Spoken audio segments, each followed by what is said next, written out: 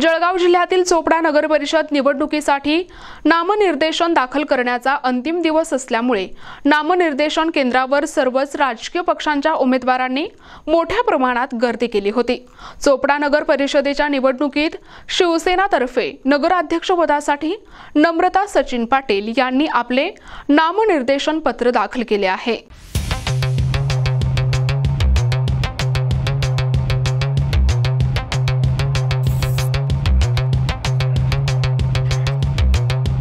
नम्रता सचिन पाटील यांच्यासोबतच पक्षाच्या सर्व प्रभागनिहाय उमेदवारांनीही आपापली नामनिर्देशन पत्रे दाखल केली।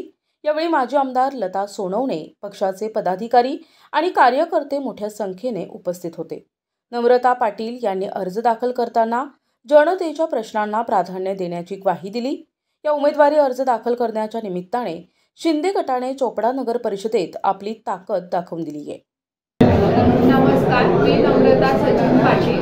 आज शिवसेना शिंदे गटातर्फे माजी आमदार लताताई सोनवणे व आपले आमदार चंद्रकांत सोनवणे यांच्या आशीर्वादाने नगराध्यक्ष पदासाठी अर्ज दाखल केलेला आहे। धन्यवाद।